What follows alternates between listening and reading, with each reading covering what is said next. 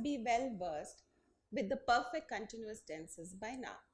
Now this slide shows three declarative sentences portraying the perfect continuous tense in the past, present and future. It also shows the associated verb forms. You can pause the presentation to go through them in detail. Now let us read this sentence. Tim has been coming to school since January. Now this is a positive declarative sentence portraying the present perfect continuous tense where we have two auxiliary verbs, has been. Now in these two auxiliary verbs, has or the have verb shows us the tense, been shows us that it is perfect, and coming is the ing verb form which shows us that the action is continuous. Now if I write Tim has not been coming to school since January, now this sentence is a negative sentence portraying the same tense. What have we done here? In this sentence, we have included the negative word not in between the two auxiliary verbs. Now whether I say Tim has not been coming to school since January or I say Tim hasn't been coming to school since January, I am actually telling the same thing.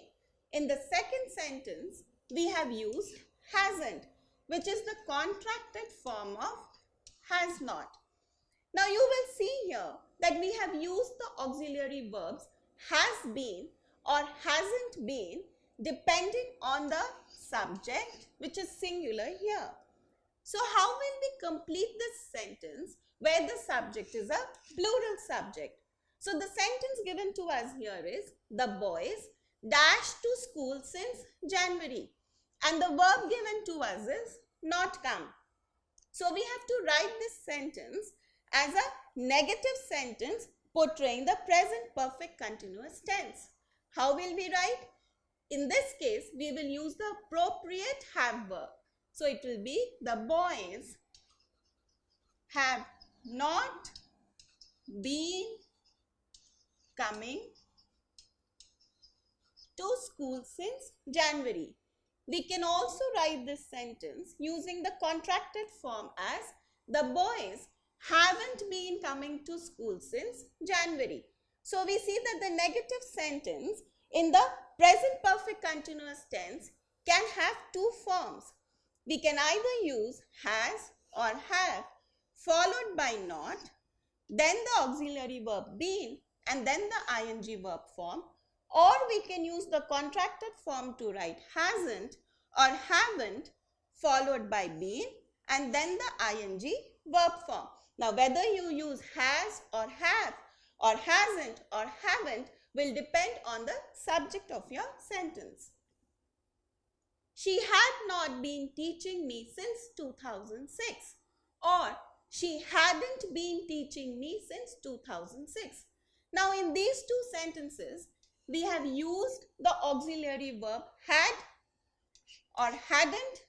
So we understand that both the sentences portray the past perfect continuous tense, and we have used the singular subject she.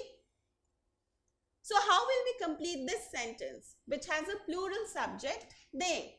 So the sentence given to us is they dash since 2006 and the verb given to us is not teach. So we have to complete this sentence in such a way that it is a negative sentence portraying the past perfect continuous tense. How will we write this? We will write it as they had not been teaching since 2006, or we can write they hadn't been teaching since 2006. So again, the sentence can take two forms in this tense. We can either use had followed by not followed by been and then the ing verb form, or we can use the contracted form hadn't followed by been and then the ing verb form. Now let us look at the two sentences here. The children will not have been playing in the pool since morning. What have we done here? In this case, we have used three auxiliary verbs: will, have, been. So will, have together is showing us that it is in future. Been is telling us that it is perfect, and playing is telling us that it is continuous. So will have been playing is telling us that this sentence is portraying the future perfect continuous tense. Now, not has been placed in between the first two auxiliary verbs. So now whether we write the children will not have been playing in the pool since morning, or the children won't have been playing in the pool since morning, it has essentially the same meaning. So here we have used won't, which is the contracted form of will not. Now let us complete this sentence. Shelley dash in the pool since morning. Now we have to complete it using the verb not play.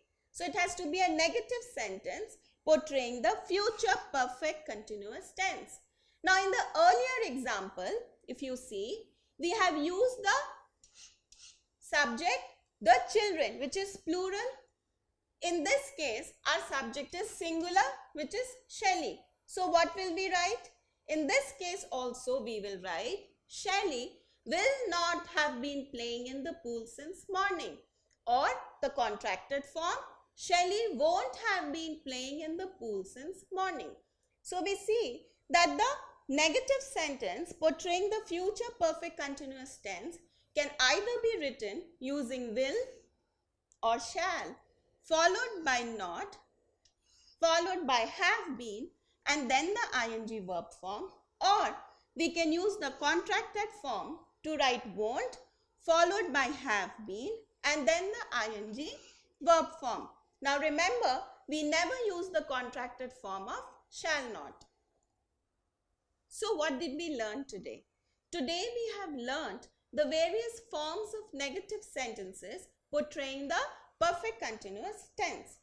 In the past perfect continuous tense, we can use had, followed by not, followed by been, and then the ing verb form, or we can use the contracted form hadn't, followed by been, and then the ing verb form. In the present perfect continuous tense, we can use has or have depending on the subject, followed by not, then been, and then the ing verb form, or we can use hasn't or haven't followed by been, and then the ing verb form.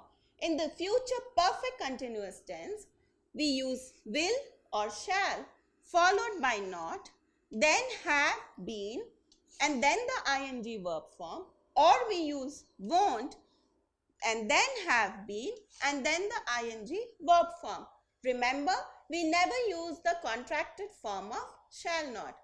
Now that you know the various forms of positive as well as negative sentences portraying the perfect continuous